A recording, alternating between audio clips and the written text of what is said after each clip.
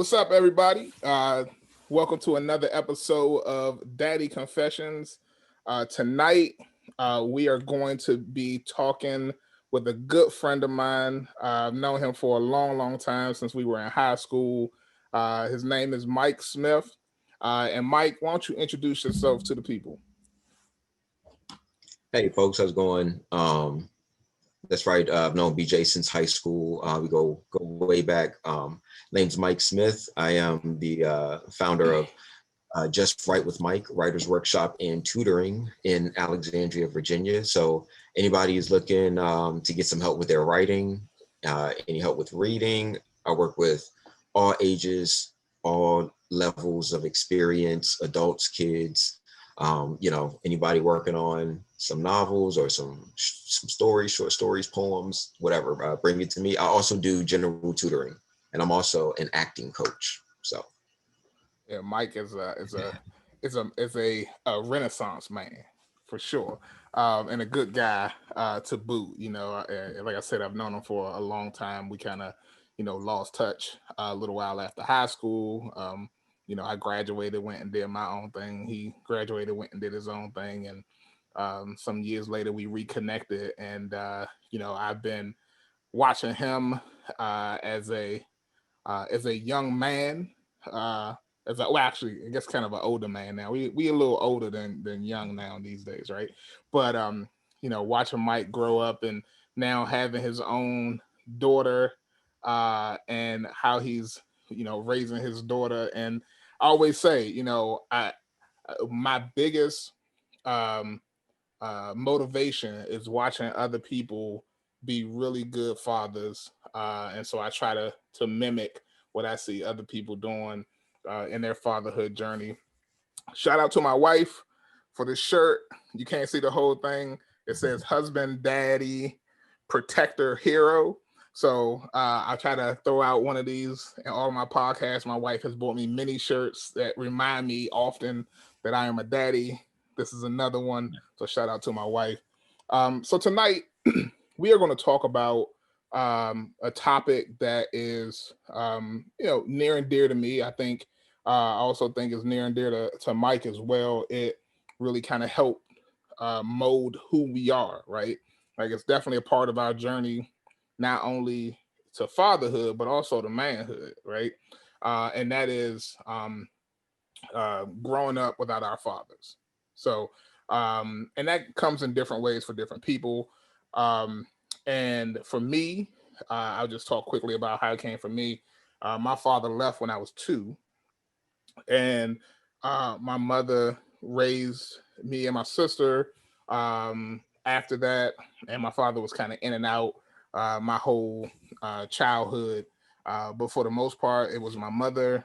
Then I had a stepfather who died when I was 8, and then back to just my mother, my sister, and I. So Mike, tell us a little bit about your kind of journey as a young man with your father being absent in certain points of your life, right? yeah. Well, I mean, I I just met my dad 5 years ago. Wow. I'm Wow. 38. Wow. I had never seen him, never talked to him. So um, So you never. So apparently you. he apparently I mean he was around. I think I was about like a little less than 2, maybe like a year and a half or so was the last time I guess I was with him until like 5 years ago. Wow. Yeah, 5 years ago I was 33. So um um Well, let's so jump. Let's jump right into that. Like, how? What was that like meeting him for the first time? At least first time you remember. Like, what was that like? it was it was beautifully horrific, man. Mm. uh, yeah. Like, what?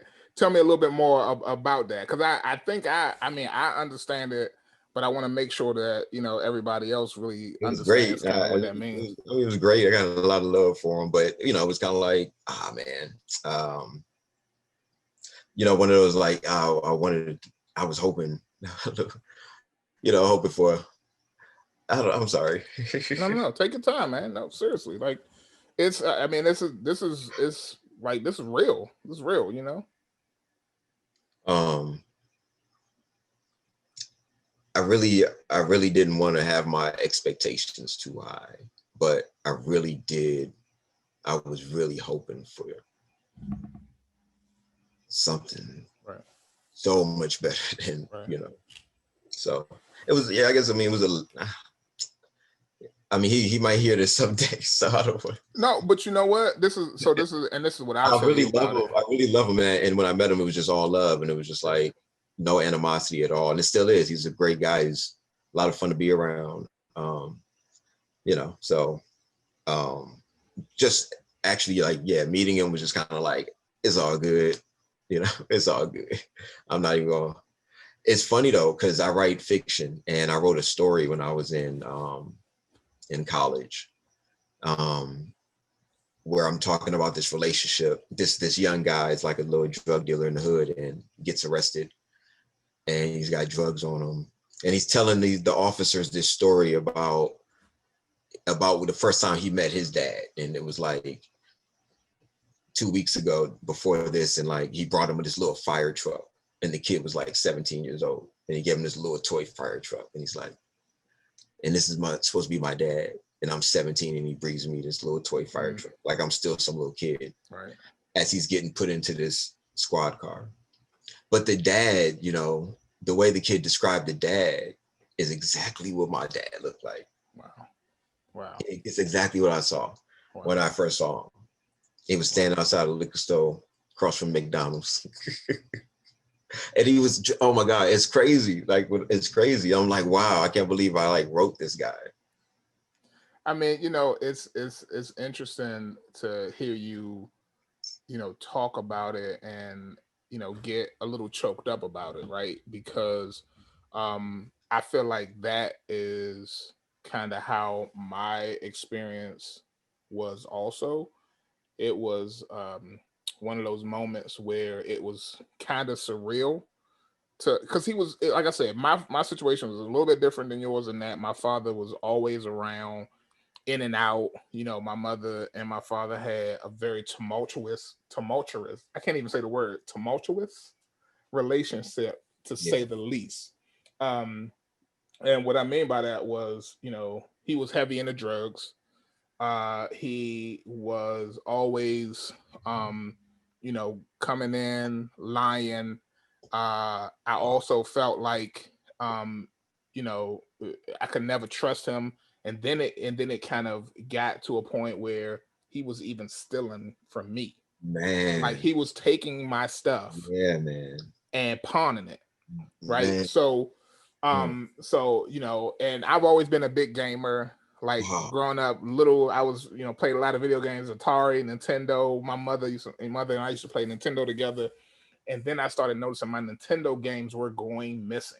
Man. So, so here I am, this little kid, not understanding how this man could come into my life and take And just, from me, yeah, right? Like right. take from his son, um, and my mother, God bless my mother. I love my mother, but her version of the relationship that she had with him and how that then played out for me, I think also hardened me to how I saw him, how I experienced him. So not only was my vision of my version of him hardened because of what I saw him do, what I experienced him doing to me, but also because of what my mother Yeah. experienced and how she explained that to me, right? So for better or for worse, what I saw was somebody who I never wanted to be like and who I never cared if he was around, right? Like he managed to show up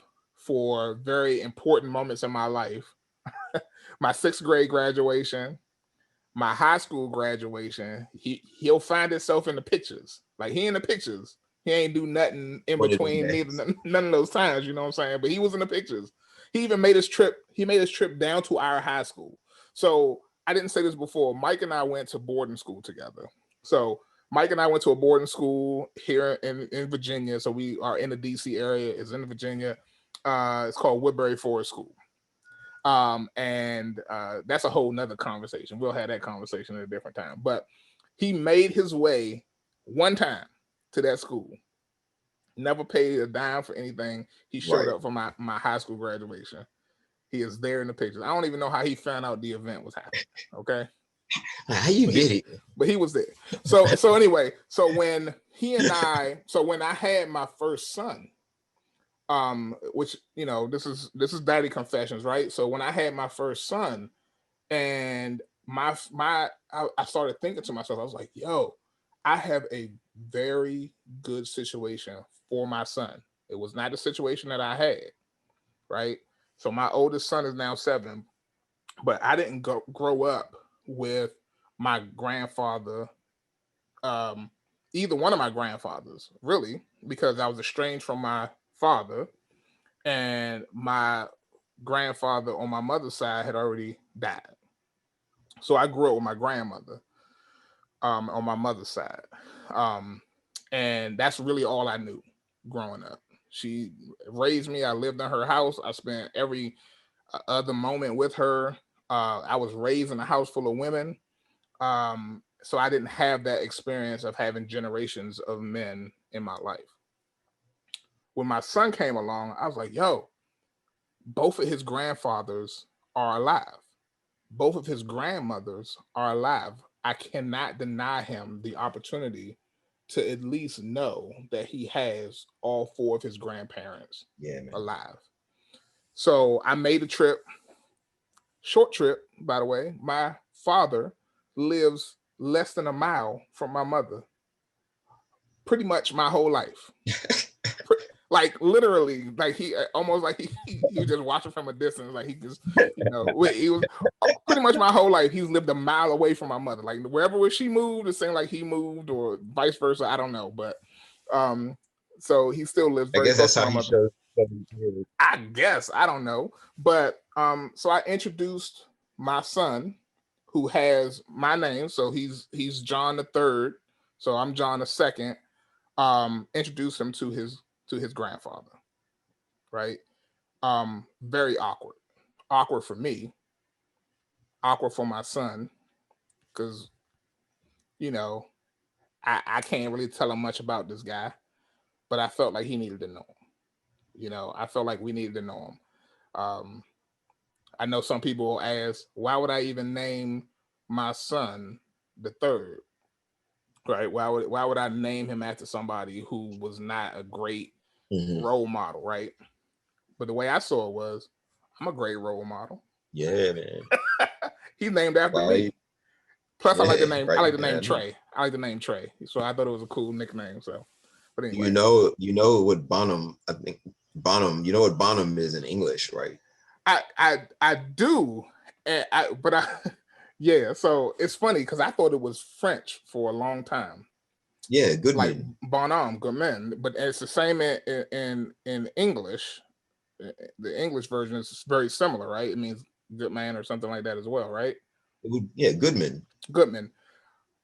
Now, obviously, when I found out where my father was from, and I found out that obviously we were slaves like most black people Hmm. in this country, I was like, man, that the Bonhams that own my family, it was actually Bonham. My father apparently changed his name to Bonham. Ah, So nice. yeah, Wow. yeah.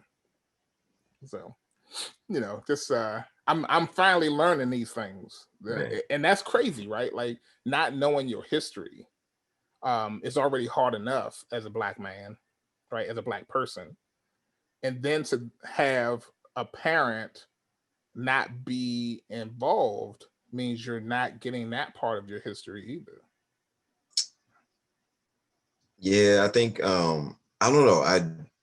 I wonder what I don't know what my parents in that generation was on. A lot of them I mean, they just, I mean, I'm sorry, they just absolutely lack all kinds of substance and um, accountability. It's crazy. Like when I look back and I'm like looking at where I am at my age and where my mom was. So at 38, my mom my mom was 38. I was 18, so I was coming out of high school. I cannot imagine Issa coming out of high school right now. Wow. I cannot imagine. That's like a whole nother world from now. Right. Oh my goodness. Like a Right. whole nother decade. So much is gonna happen between now and then. And my mom was 20 when she had me. And um, all the kids in school, their parents, I remember like a lot of the white kids, their parents was like old. We in kindergarten, their parents like old, gray hair and everything. And like, Just like me. yeah, I remember my mom and a lot of other moms, they looked like some little hoochies, man. They did. My mom did. I remember my mom told me she didn't like this one pastor because he asked her if she was fast. He just rolled up on her and was like, "You fast?" Like asked her, was like, and she told me this. I was a little kid. She told me because she was like, "I don't like that man." I was like, because I'm thinking in my head, I don't like him either. But why you don't like him? And then she told me what he said to her one day. I was just like, I'm like, well, mom, I'm not saying you fast, but you're just young and just didn't know much. Yeah, I wish I could say that was my mother's, situation. She was already 28 when she had me. Um and it's interesting because I always said I didn't want to be older than my mother when I started having kids, and then I was Mm. older than my mother when I started having We kids. started having So, kids. so because I didn't want to be an old father. But tell me, Mike. So I think you made a very interesting kind of observation about like parents and what our parents may have been like going on in their mind, right, when they Yeah. were Not all. having kids, not thinking what they were doing at all, right? Like, what made you want to be a father?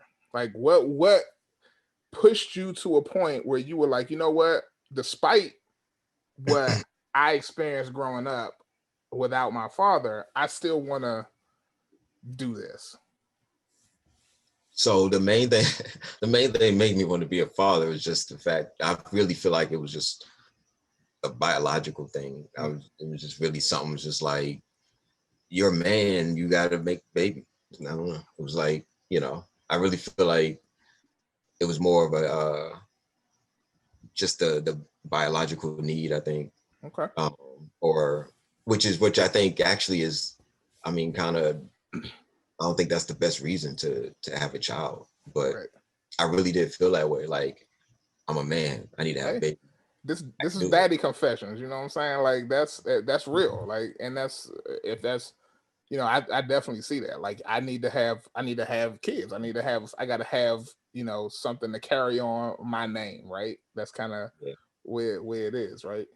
So Um. yeah, I mean, but I wasn't gonna do it with just anybody. Right. And me and Marcella got married, and we didn't get, that's we didn't get married like when we wanted to, how we wanted to. But we always knew that if we were gonna do it, we wanted to do it with each other, and we always felt like we would be a great team. That's real. That is one thing I can absolutely say. We always felt like we would be a great team if we brought a life into this world. So it's not like I just went and was like, I'm gonna have a baby because I'm a man. Right. You Yeah. know, I chose a partner who was my best friend and who's still with me, and I've known since high school too. So Cool. Cool. Cool. That's hey man. I look. I think that's a fantastic way to think about it, and that's probably what our parents should have been. right, you know what I'm saying? I've been thinking about that. Listen, I'm gonna tell you, bro. My dad was working at the 7-Eleven.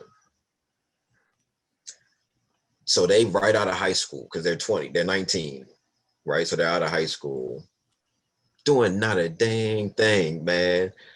They both in the hood. He working in the hood, she living in the hood. and he working in a 7-Eleven throwing pennies at her. That's how he hollered at her, throwing pennies at her. I'm like, when I was 20, I was at Brown, man. Like, come on. And oh man, I met some, even you guys, man, that Woodbury dude, like, and I get to Brown and I'm like my crew, you know, we do Zoom chats, we still close, man. And I'm like, damn, your parents were doing that. Like, your parents are like, how long they're like, we had one friend growing up. I had one friend whose parents were married and lived together. Yo. I was the only one who never saw his dad. I was the only one I was always like I had the little jokes or whatever, like about not having a dad all the time. But I mean, it was a lot of times it was okay because it was better than having a dad like yours, like you saying. Right. That's It's interesting that you say that, because I think about it back to my neighborhood now. My stepdad he never stole from us, but yo, got into the drugs. I think I had one neighbor, like one friend, who actually had his dad as well. Like, now I think about my neighborhood, like, right, literally, and we had a cul-de-sac of like apartments. Like, we lived in a little apartment complex, and then across the street were these townhouse, like these not townhouses, like the semi-detached. Like, they had a house attached on one side, kind of thing. And two. I had two friends. I had two friends who had a mother and a father in the house, but that was so rare. So, like, from my perspective, like, everybody had, most people were single parent home. You know what I'm saying? Like, that was a norm for me. That was It the wasn't. norm. Yeah, and Yeah. there's always mom. Like, there was no single dad. Yeah. Single dad's like, hold up, what's going on Yeah. here? Yeah. What you doing? What you doing? Not in the 80s. You didn't see a lot of single dads. Like, that was not a thing, really, for sure. That's interesting. Wow, I hadn't really thought about that. Yeah, all single moms, man. And the men, but like I'm saying, like a lot of times I did feel like it's better than having some dad who's gonna steal from me and all the stuff. Right. And like, Right. Yeah, I was better off when he wasn't around, for sure. You know what I'm saying? yeah, right. Because that's how we started to feel about our stepdad. We Right. just kind of moved in, like, and these Bahamas, man, like they never married my mother. They never, like, man, these Bahamas, man. And that's a tough thing, right? Because as you have a daughter, I have two boys, right? And now things that you have to worry about as a parent are like, yo, would your daughter right meet one of them mm-hmm. them dudes, right? When I think about, yo, I can't let my sons be those dudes, right? Like, they can't. They have to be people of substance, right? And there's all these statistics about kids who grow up in single parent home, and like creating that that chain of events that where you see the kid who grows up in a single parent home then becomes a parent that's single parent, and so on and so forth, right? There's all kinds of statistics about growing up in a single parent home and going to jail and getting pregnant at a young age and not finishing school and all those kind of things. And it's interesting because here we're talking, and I've never been arrested. I can't speak for you. You ever been arrested? You want to talk about it? You don't want to talk about it. You don't have to talk about it. I mean, I don't know what you mean by arrested. I mean, like, have a record. Like, I mean, you may have been arrested for a protest or something like that, or been picked up for protest. Whatever. Like, but I don't have a record. You don't have a record. That's the most important. Oh, I did get arrested on the Chicago Code. If anybody wants to see me try to rob a liquor store. That's right. Yeah. Episode 8 called Wild. Is it still on Netflix? No. It's not on Netflix anymore. So Chicago Code episode 8. Check it out, my boy Mike. I'll be the guy robbing a liquor store getting arrested. He starred in the episode as black guy who My name was Andre, man. I had a name. Andre. Okay, they gave you a name, and you had a line too, right? I had several lines, man. Hold Several on, lines. man. I didn't Hold do on, it. man. I didn't do it. No, I'm just messing with you because that's a whole nother conversation as well. Like Mike did everything that I wish I would have done, in terms of like continuing on with theater after high school and getting involved in the industry. I think Mike, you still got your SAG card, buddy? I never had one, Oh, you man. never got a SAG card? I thought you had a SAG card. Nah, man. But Mike knows people, you know what I'm saying? He had an I agent do. and That's the mom. everything. He big time. So I appreciate I appreciate the hustle on that one. And I know, we all know, we talk about it all the time. It's a running joke, right? Like how unfortunately in that industry it's hard to get good jobs that where they not like type casting you, right? So and you could be just like this topic, right? You could be the dad that leaves his family kind of thing. Well, That's now, okay, great. So I had that moment. You know mm, what I'm saying? I really did have that moment when I was out there. So I was like, I remember I was watching this 50 Cent interview, and he was just talking about how much of a horrible dad he is mm, because he's really rich, but he's never around and he doesn't do certain things with his son and yada yada yada. And he was okay with it, he seemed very okay with it, but he was being very honest. wow. And I was just like, I just saw it. I was just like, wow, I can, because it was kind of happening pretty fast, and I didn't stay with it long enough. But what I learned a lot about it, and it's kind of like you're never really out of it the way I feel. So like I was like, I can go and be that dad, right? I really saw it. I was just like, man, I can go out there, rip it up, and then be that dad who's like, yeah, but he was never around. He's famous. He's on all these shows. He does this, yada yada, but it was never around. Because at the time, me and Marcella, we had split, and her and Issa had moved back home, back to Virginia, and I stayed in Chicago because I was working, and I was doing all right. Um, but I was just like, my family. At the time, I didn't know my dad, and I was like, I was like, I'm not gonna let her grow up without Mm, her dad. And I was like, well, my family's not here, then what am I doing here? right. You know?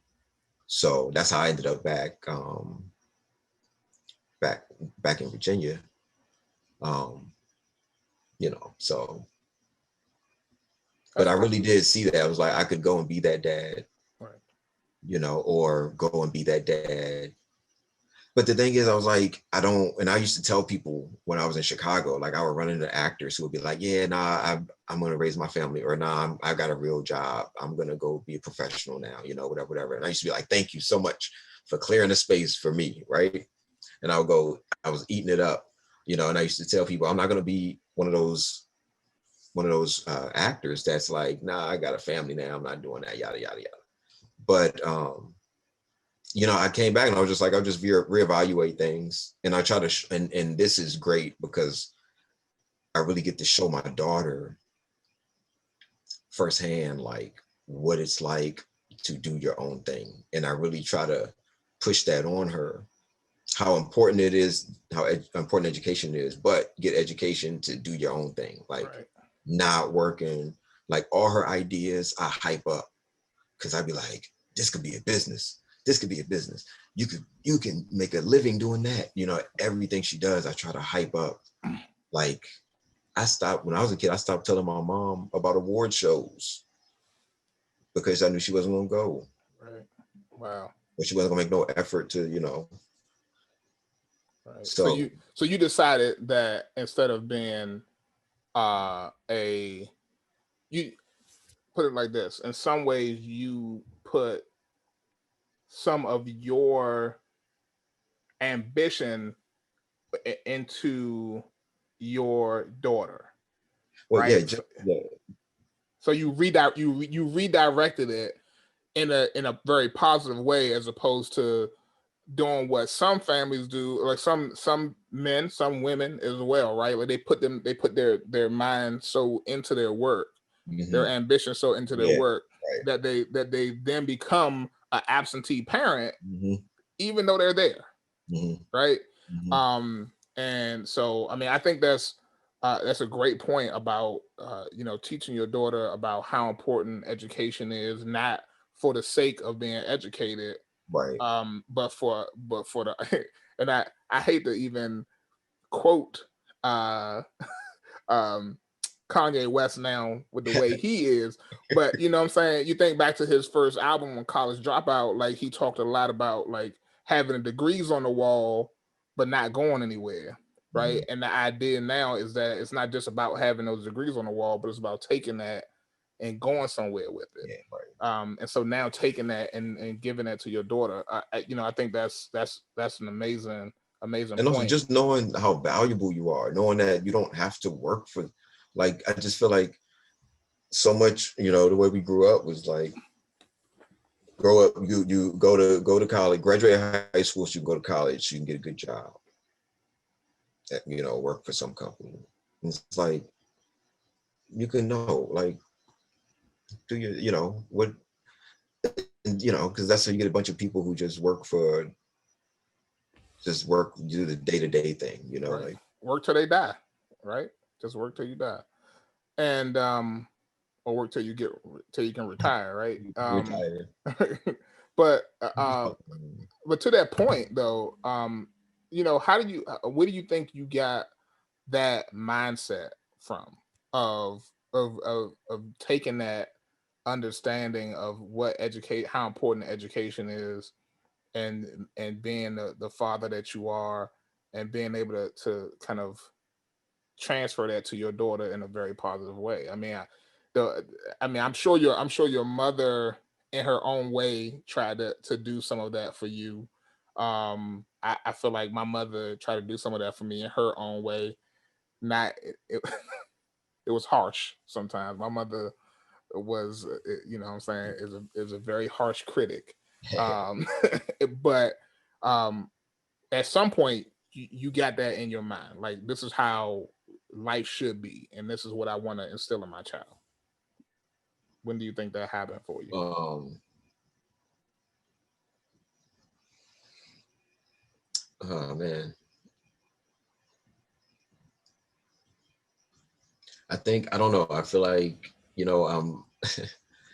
I'm she's almost 10, and I'm just kind of getting to the point where I'm like, yeah, I'm a dad. Really, I'm just getting there. I'm just now getting there. Like, um, I've been a dad for almost 10 years Almost now, 10 years. but feeling like it's kind of like being an adult. Like, you hit 18 and you think you're an adult, right? You're legally an adult. You hit 21, you're like, all right, I'm really grown. 25, I hit 30 and I was just like, okay, I'm actually not that grown yet. Actually, I'm actually not that grown. Right, Like, I right, don't I right. don't have a mortgage, I don't have a family, I don't have all, it's just like, I don't do, that's grown stuff. And then you hit 30, around 35, you're like, all right, now. And I feel like, a couple years ago, I was just like, okay, now I feel like I'm grown. I'm like grown. Still not that, grown as man grown, but Right. grown and getting there, right? So I feel like with her, it's also the same. It's like, I'm like, even I look at myself now and I'm like, man, I look like a dad. Like, I dress like a dad. Like, I do dad things. Like, I say dad things. Like, and it's just like, I'm so dad, man. Like, I walk into a room and I'm like, I don't look for dad no more because I'm dad. Like, Dad, yeah. I'm dad. I walk into a room, it's like, I don't look for that old. I'm like, I don't look for the older guy no more. You know what I'm saying? Or the older, I'm like, 'cause that's me now Right, usually, right, right, you know, and, right. it's Yeah, like, no. so I'm like, it's taken me that long to really, it's not, I mean, I've always embraced it, but it's really like kind of settled in now, you know, and it wasn't so before. I think a lot of that has to do with the fact that I wasn't always living with them though, you know, so You know, let me you know, together. yeah, let me be honest with you though. Like it is I'm still going through it myself. You know what I'm Mhm. saying? Like I wake up so my kids are 7 and 3. So technically number of years of having kids, Right. Yeah. we equal, but you Yeah. know I but, agree. I agree. I agree. but I still think but we kind of cheated with only one. but the reality of it is though, Mike, is that I feel like uh I am still I'm just now getting to the point of like really understanding what it means to be a dad. Like, Right. See. Right. there's no, I don't care how many books you read, I don't care how many Right. classes you go to, I don't care Yeah. how much you learn about being a dad or somebody tell you about it. Like, and maybe that's the problem. Maybe it's because I didn't actually see it from my dad, right? Kind of to bring it all the way back, like because I never saw him go through those stages of fatherhood, Right. that I am going through it without really understanding that I'm going through those stages of fatherhood. Like, Yeah, man. and so here I Yeah. am, like I look at my boys every day and I'm like, yo, Absolutely, man. I, lesson learned, like like sometimes it's just lesson learned. Like,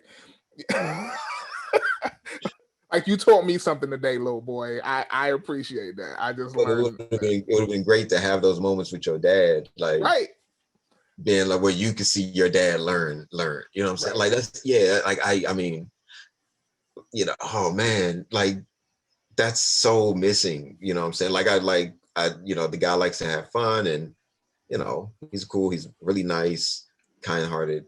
But it's like, what do you know? How did you learn it? right. And I'm so happy about my educational journey, and I haven't even told him a lot about it. I haven't told him about. I don't think I even told him about Woodbury. I want to take him there someday. Woodbury is like a treat, man. Yeah, that place is It's like, hey, you want to go visit? Hey, I'll take you to my high school. right. Come on, you want to go somewhere fun? It's like a resort, man. Especially all the extra stuff they done added since we left. I mean, it's And crazy. we would be so welcome, man. Yeah, Like, I mean, hopefully. yeah. No, I think so. But it's interesting because I have these kind of epiphany moments all the time about a lot of different things, right? So we haven't even talked about like whether your father has other kids, but my father has a gang of other kids, right? Oh, I love my siblings. I don't want to get to that just yet, but I do want to talk about like the how, for better or for worse, the jealousy that I felt when I found out that my father had other kids.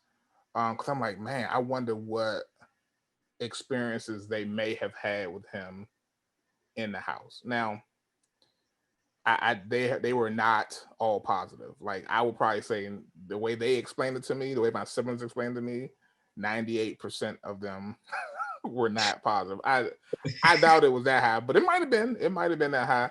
But the reality of it is that I look at my boys and I'm like, yo, I just want you all to look back and be able to say that you had more positive experiences with me than negative, right? I want you to say that.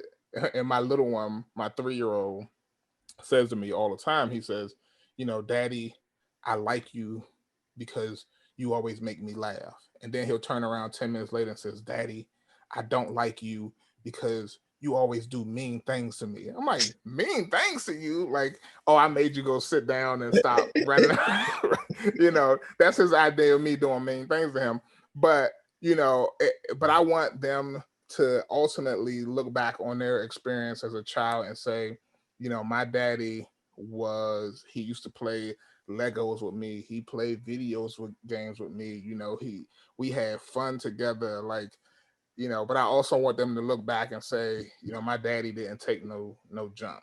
My daddy made sure Mhm. that I, said my prayers at night, or bless my food, and that I said yes ma'am and no ma'am, and I don't even know if we're supposed to say that no more. I feel like we in such different times now. You're not even supposed to say yes ma'am and no ma'am and yes sir and no sir.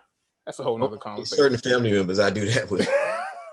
Only certain family members. Right, but but I want them Yeah.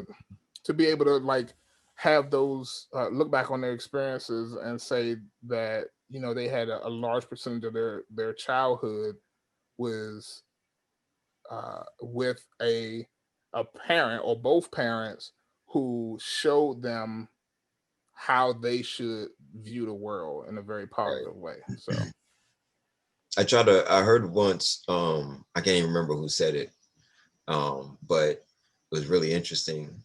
And I was like, I want to try to behave that way where, as a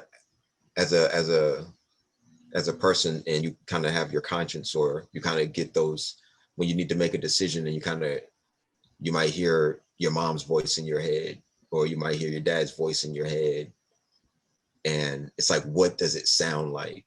mm, And the way you respond to things, the way you behave around your child most of the time is that's how that voice is gonna sound to them. wow, You know what I'm saying?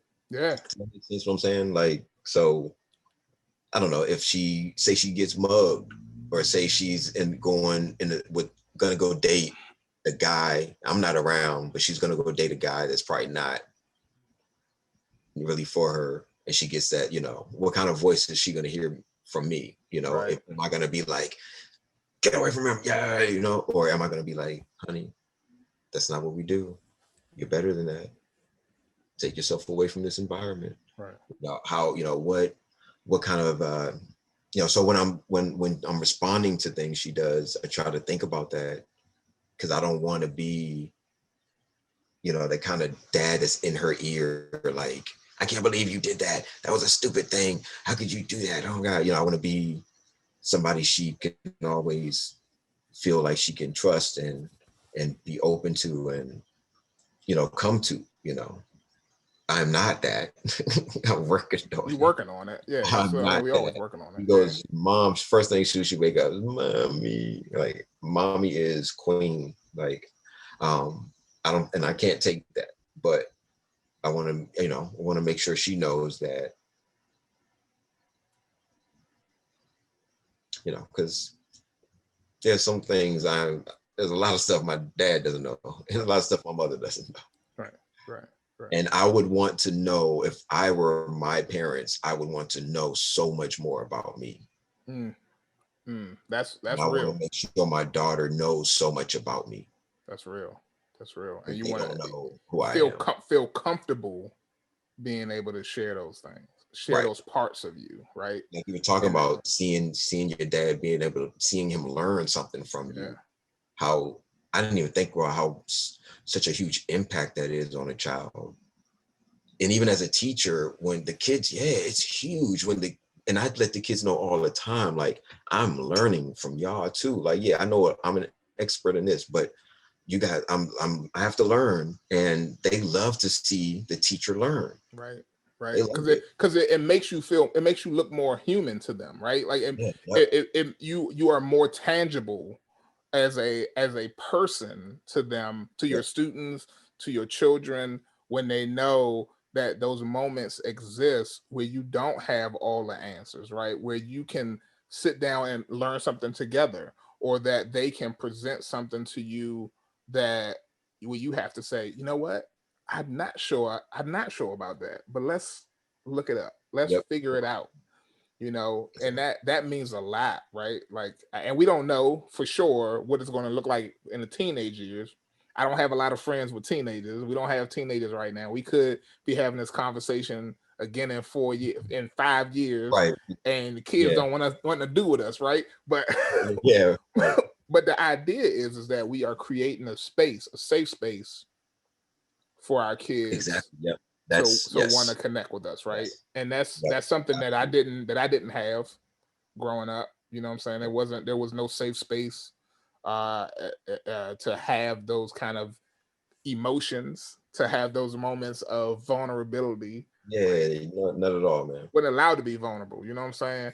And you know, I hate the term. I hate the phrase toxic masculinity. I hate it, but I also believe that it exists in a way that is very real when you think about like how you were told to act and react to Yeah, things as a yes, young man, right? yeah, right. So you never, not having dad there meant that you never even knew whether he cried or whether he got sad or whether he, you know, felt in the moment that he was not living up to some kind of expectation. But we know as dads now, as men, that there are times when that happens. Man, it's it's this family thing. It's so it's it's hard.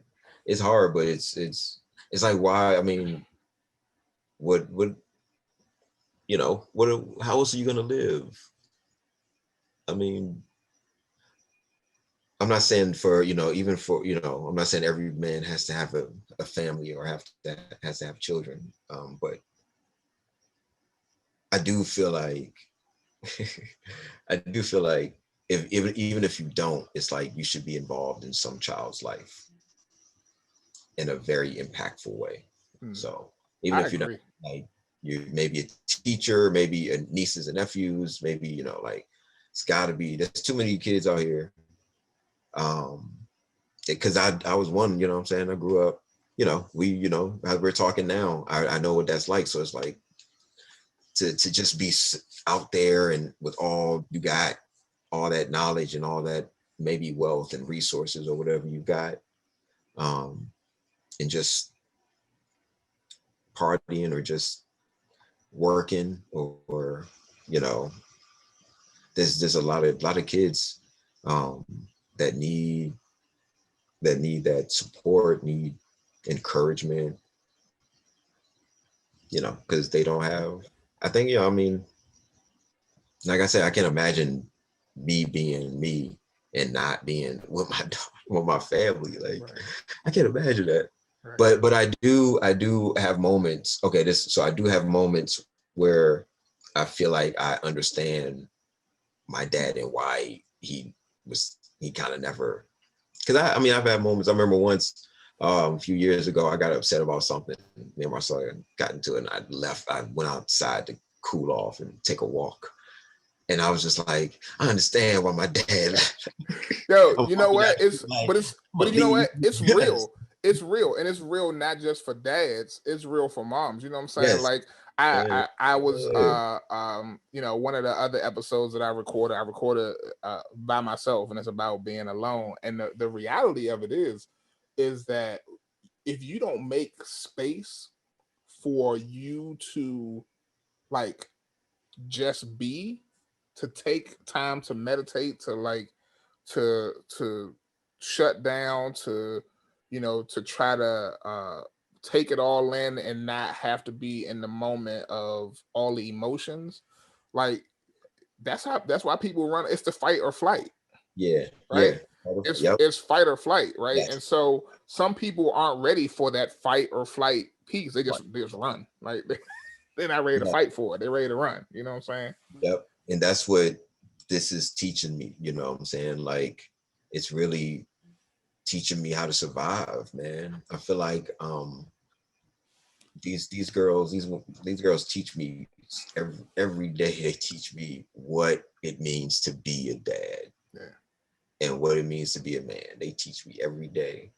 And I'm like, man, why didn't I know this growing up? Like, why didn't I? It's just it's like, man, I'm like, man.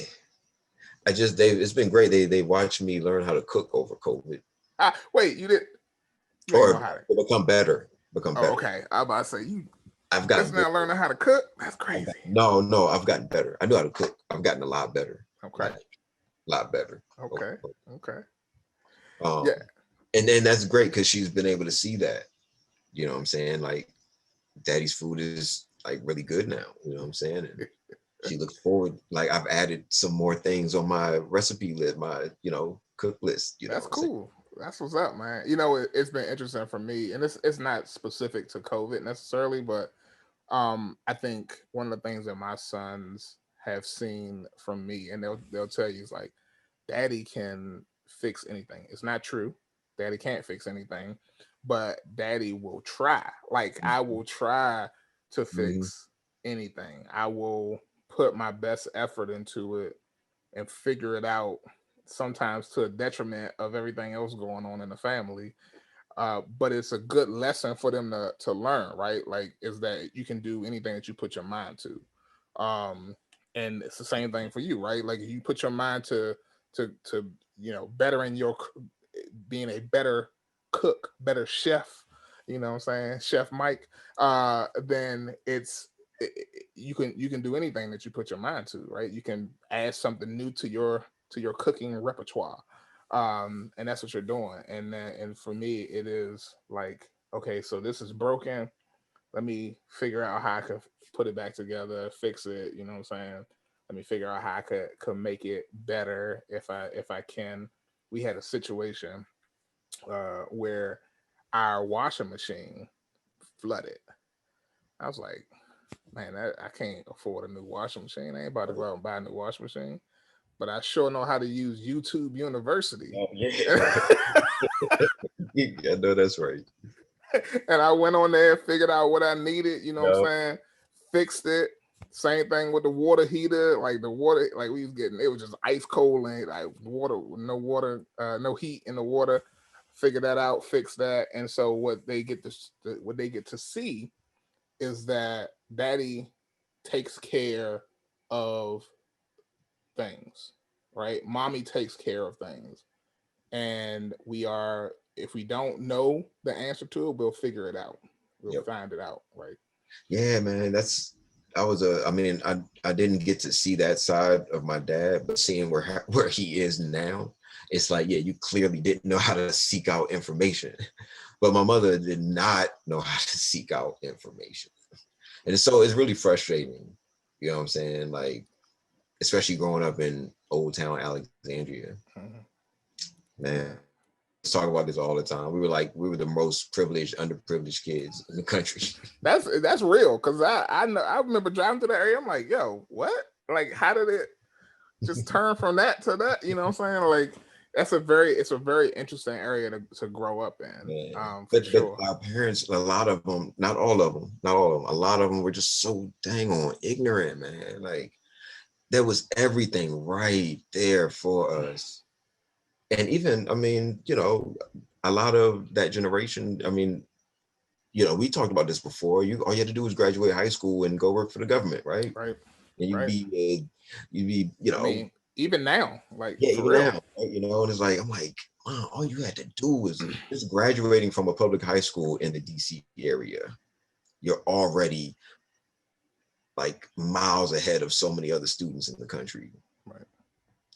Public high school, just public high schools from Arlington, Alexandria, Fairfax, Bethesda, PG. I don't know about PG, maybe. I don't know about PG either, right? But I mean, probably. You know what I'm saying? I don't know. I can't remember what it looked like back then, but the reality but, of it is that but yeah, it, go work for the government. We're good. yeah, but a lot of that is also what you see, right? Like, it goes back to that whole idea about breaking the chain. And some people they don't know how to break that chain. They don't necessarily see the um they don't see anybody around them breaking that chain, and so they just kind of fall in line, right? Fall in lockstep with it and just continue that along that path.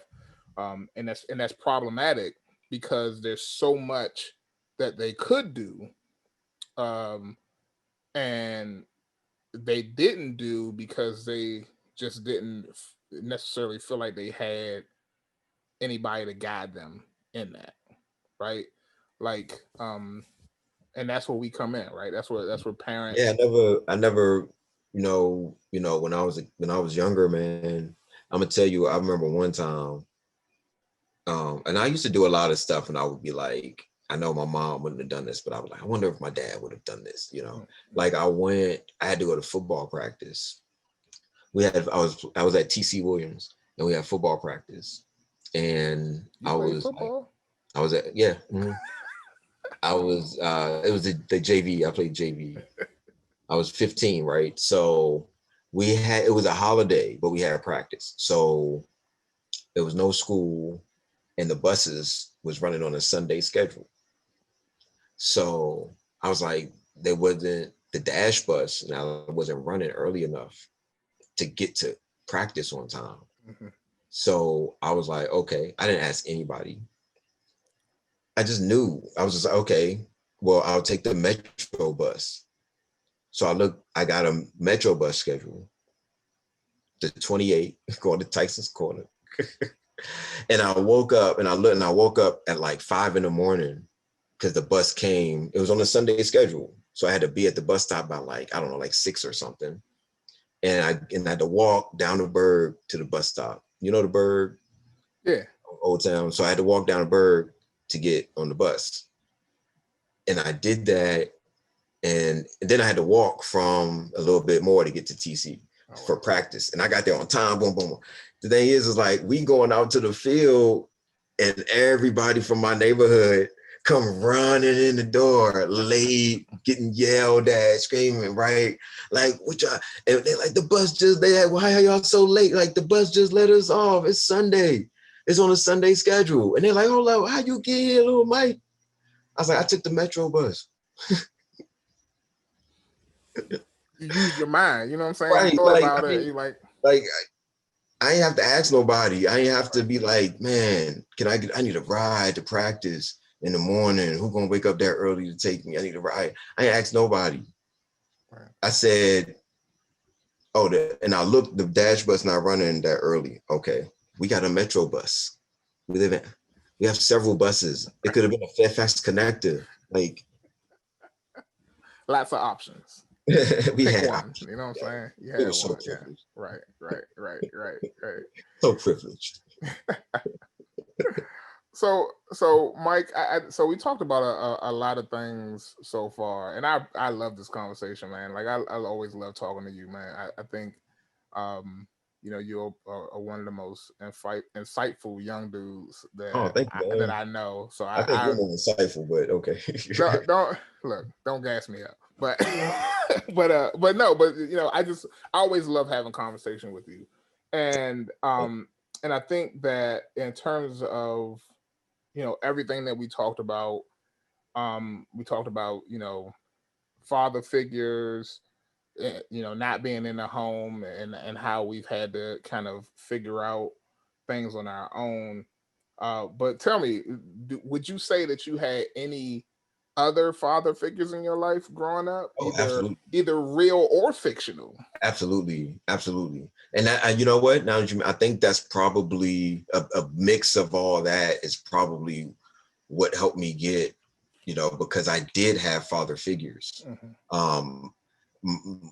The biggest one, my stepdad, who, I mean, I consider him my stepdad, so he never married my mother. So my mother has 3 children with 3 different men. So this is my youngest brother. Okay. This is his dad, who pretty much raised me. Okay. From the time I was like 4 to like 12, 11, I'd say. Then, he went to prison, and it's like, hallelujah. Mm-hmm. That was horrible. Wow. So that was a horrible, it's like a prison sentence itself, right? Yeah. And then my mom had another boyfriend, but then I also found there was this youth organization. So my stepdad, who's a really nice guy now, I mean, wonderful guy. Like, now I just got off the phone with him earlier today, talking about the Capitol building and stuff, right? So really nice, really great guy now, but was horrible growing up. And then I found this youth organization called the Untouchables in Alexandria. He actually knew some of the guys because he used to run the street with some of the guys that were a part of it, some of the men that were a part of it, because they were all about changing that stuff. and it was the 80s, the late 80s. Crack was big. So trying to make sure kids weren't getting involved in that stuff. And, you know, I really learned a lot about um, pro-blackness from that. I'm like, um, everything we had, they celebrated us so much. We used to have these big banquets and big award shows. And of course, I was like always the number one student. So I got a lot of, you know, um, congratulations and plaques and a lot of although I think I wish they had given me more attention than they gave me, because I was one of those people, one of those kids who they always felt like was going to be okay regardless, because I was always going to manage, and I didn't have to seek for, I could just kind of figure things out and went after them, and I kind of always did that. So other kids who were more troublesome got most of the attention, and got most of the care and stuff. Which is then I met my who I call my godfather now, my mentor, Mr. Naismith, Bob, who's like this. Bob is like 83 now, this old white guy who I met through the Untouchables. He was a tutor. Well, which is crazy how I end up being a tutor now. Right. He was a tutor. I mean, that wasn't his profession, but he was a tutor through the group, and that's how I met him. And he's another father figure, but he's more like a grandfather. I'm still with him. I helped him get into a home recently, this past year. He's 83, and so, but he's just down the road from me. I'm like they know I'm like his. I say I'm the godson. Like I have a better relationship with him than his daughter. I mean, so he's another father figure. The organization, my dad wasn't there. My stepdad, I had, and then there was television, man. I ain't gonna lie, man. I love how I think J. Cole said that, and like, shout out to Uncle Phil, like, cause Uncle, like, that was a dad. John Amos was a dad. Carl Winslow was a dad. Bill Cosby was a dad. I mean, I learned so much. That's why I make sure I'm so happy Issa loves Family Matters, yo. I expose her to Family Matters. She loves Steve Urkel. Yo, that you know what? Remember that episode where Eddie got locked up? You know what I'm saying? Where they were about to arrest him, and Carl came in and they found out he was a police officer. And right, yeah. Yo, I mean, that like episodes like that, and the same thing with Fresh Prince of Bel-Air, where those kind of episodes resonated big time with me, because I was like, yo, where's my dad who gonna come in and help me out in situations like that? Like, but it was always great to see those those fictional dads do things that I knew were very real situations. And it also resonated with me because I agree with you, like on those kind of fictional dad moments. And I always think back to that episode of The Fresh Prince of Bel-Air where Will's dad comes into his life.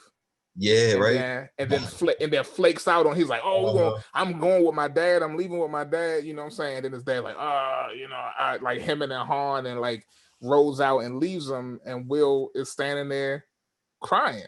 Yeah, you know what I'm man. saying? Want to know why his dad don't want him? Yeah, don't want him. Yep. And that's how I always felt. You know what I'm saying? Right. So, so I appreciate because that's me as well. Like those fictional fathers, those moments where they were the strong cornerstone of the family. Yeah, right. Was it resonated with me big time. And I think I also had, I definitely know I had some people in my life who were really good father figures. My stepfather, who was there from the time that I was, like 2 to the time I was 8. Um, he worked hard. You know what I'm saying? He did everything he could. I don't remember all of it because I was super young, but I know he did everything he could to set us up in a good place, and he wanted to adopt me. And and the story that I know is that my father would not allow him to adopt me. Um, and So he passed. yeah. So and having some I had Did your some mom really. did your mom remarry? She did not. She never remarried after my stepfather. Yeah. Well, who I guess technically was Did not she have actually my children? Did they have stepfather. children? I have a younger sister. Oh I yeah, I have a met her. That's Yeah, the my yeah, sister. yeah, I met her. Yeah, Yeah, yeah. Okay. yeah, How's she and doing? she's good. She's good. Yeah. You know what I'm saying? She doing big things.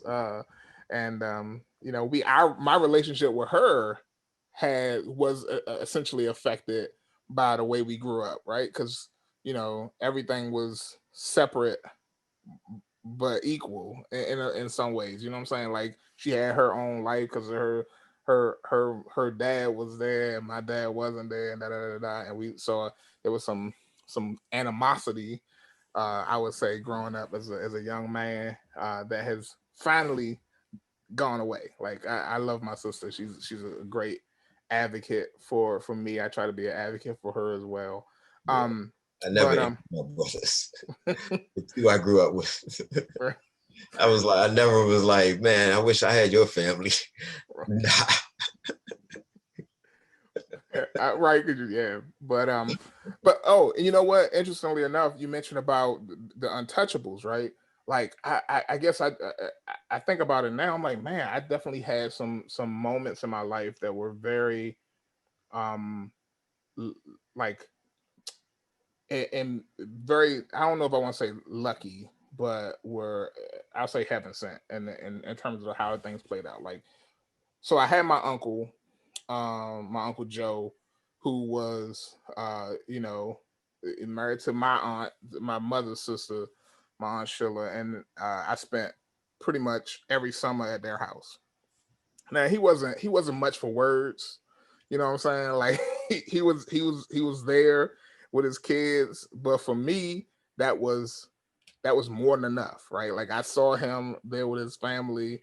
Like I don't know all of the story about his life, you know what I'm saying, how he grew up or whatever, but I know that he was there taking care of his family. And so that's what I saw. Like I saw somebody taking care of their family, for better or for worse. Yeah. And my daddy wasn't there taking care of his family. Right. So and then when it came to school, at some point in it was either middle school or high school.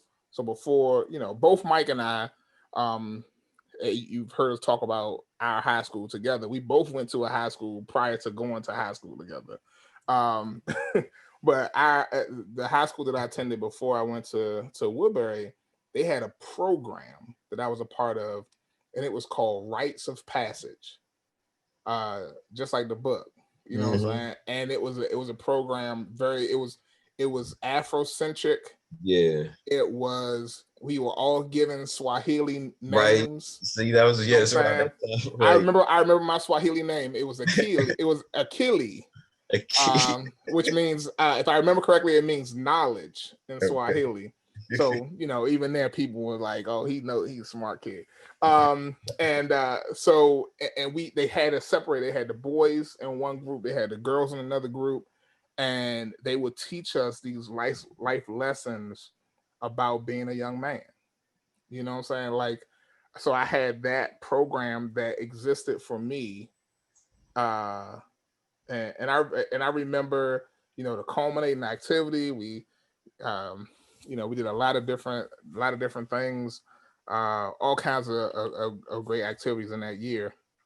Then I also attribute some of the things I learned from actually Woodbury. Being a boy at an all boys school, having an advisor who was a no nonsense kind of military man, you know what I'm saying, and Mike Collins, who, for better or for worse, he kind of kept me moving in the right direction. Again, a man who had his family, took care of his family, took care of other people's kids as well. For better or for worse, I think some people didn't like him, but I had a great relationship with him. He taught me how to drive, let me drive his car. You know what I'm saying? That was the first time I learned how to drive, was on his car on campus at school. Used to let me take care of his dog while they was on vacation. Eat whatever was in the refrigerator. You know, his wife used to cook meals for me all the time, so I felt like I was part of their family. Um, and I know you're not saying anything because you probably had bad experience with my. Everybody did. Everybody did. I had my own bad experience with him. You know what I'm saying? I mean, it's I not can that see your I face. really didn't. I mean, I really didn't have too many. I felt like he thought I was a troublemaker for whatever reason, I but I really mean, didn't have much interaction with Collins. but you know what's funny? I think that was just the way he was. Like he put everybody at a distance. You know what I'm saying? Until you show him something else. Like it wasn't ever a, and I don't, I'm not gonna go into a whole pitch on like how good of a guy he was, but I think he just held everybody at a distance like And that. I mean, I appreciate everything he stood for and everything. I mean, I can't say everything he stood for, but I appreciate who he was and what he what he provided to the environment at the time. You know what I'm saying? That discipline and that Yeah. keeping us, holding us accountable, because that's one of the things, like I said, about my parents that definitely is still lacking. But I guess Woodbury is a place where a lot of that was kind of fostered in, even in me. Yeah, Woodbury had a lot to do with I mean, I don't know, I can't say so much about being a dad though. I Woodbury mean, was, I mean, I'm sure you if I definitely think back, saw men there. definitely, You know what I'm saying? You saw I mean, men and their families there. You know what I'm saying? yeah, definitely. Joe Coleman, Yeah, and his gang yeah. of kids. I love Yeah, man. I love the Joe Coleman. Coleman, I learned a lot. Yeah, I learned a lot from Joe Coleman, man. Yeah. And Mary, man. I mean, absolutely. Um, oh man, Papa D. Have you heard? Oh man, I don't know. Davidson, I hadn't heard. Dolores. I did hear. I did hear. I did Yeah, hear. man. Yeah. Thursday, Yeah. Mama D, man. So I had Papa D, and it's wild because I called him. And anytime I ever called him was always Papa D. You know what I'm saying? He came to see me, dude. He came to see me. He came to Brown because they were living in like Kingsport, Rhode Island, and which was like not super close to Brown. It was like maybe like an hour or something, maybe not quite an hour. I don't know. Not just no little skip around the corner. And he came to pick me up from the university and took me back to their place to have dinner with them when I was in college, and then took me back, and I'm like, it was so out of the way, but it was like not really, because that's our relationship. That was our Right. relationship. And Right. like But they like, oh, like I really love, I really love them, and Woodbury, absolutely. and so it's great to have people like that. You know what I'm saying? Like when you can see a not just a family, but also like an individual who takes that kind of stock in who you are as an individual, right? Getting to know you, and I felt that way about some of the families at in our high school. Tony Gould, who helped me go to Woodbury, like all people who I look up to. Um, Men who I look up to for different reasons. Like, so what I had to do, because I didn't have dad at home, you know what I'm saying? I had to take pieces of different men, different Yeah, fathers, right? And internalize that and look at what they were doing and their motives behind why they were doing it, and say, you know what? That's just purely out of love. Like, to take the time to do that when you don't have to. You know what I'm saying? He didn't, yeah, like, Mike Collins never had to teach me how to drive. Like, matter of fact, he might have been breaking rules, his own rules, but you knew you weren't gonna tell. That's why he was teaching me how to drive on campus. You know what I'm saying? But that's what he did. That he yeah, did that for me. You know, and I appreciate that. And but he was also hard on me. Like, I got in trouble. He ain't take it easy on me. And that's the exact same kind of um uh uh like prototype that you see from the dads that you mentioned from television. Yeah, it is. You're right, man. Yeah, you're right. It is that, and I think Woodbury had a lot to do with, just shaping, helping to shape me into a man so that I could be that. better father, and but it also taught me um the process of everything, like just having, remember we had to write an essay every week, Yeah. just about for English class. Yeah. And that just understanding the process of writing and the process of doing research and getting your thoughts out and all that, like as we were saying before we first started, how it's the process of manhood and fatherhood, and I'm getting into another phase of it now and really looking forward to all the phases. Like now it's like, man, I'm looking forward to, I want to see all of it, man. Like Right. I can't believe, like, why would you? And I learned that's one of the reasons why my dad even reached out in the first place. He actually, I moved back home and I was like, I'm gonna find my dad. When I left Chicago, I was like, I've got my family now. Was working things out with Marcella. I was like, I've got a kid. I love history. I can't like teach my daughter all this stuff without her knowing where we come from and who we are and stuff. Mm.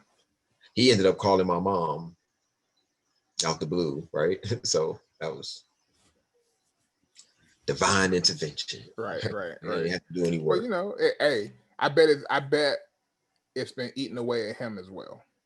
Yeah. Oh well, he said, yeah, he had found he had some kind of heart condition or something. So wasn't sure how much time he had. He had some kind of, he had some kind of surgery, had to put something in his heart, I think. Wow. Wow. Um, but he's still kicking it. But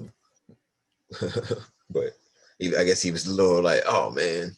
But the thing is like I've got 3 other brothers with him on his side, and they know each other. You know what I'm saying? Like they didn't necessarily grow up with each other like all the time, but they've always known each other and known of each other, and yada yada. Yo, listen to this.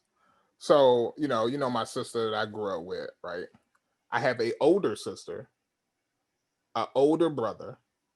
Okay, they both have different parents, different mothers. Right. Okay, and then my father had a, I think, if I'm doing the math correctly, he had 6 kids with one woman. And all that you just said. Yes. So I have So he had 6. this So I have an older brother, an like older this whole sister. life. I have an older brother, older sister. Then it's me. Oh, okay. And then there are 6 siblings with the same, my father and the same woman. Oh, that's So they grew up together.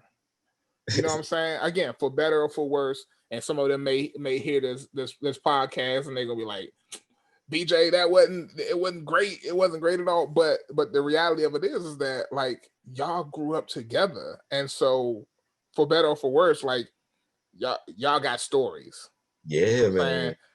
Y'all could, and so that was always, so part of me was like, yo, I didn't even know I had all of this family growing up.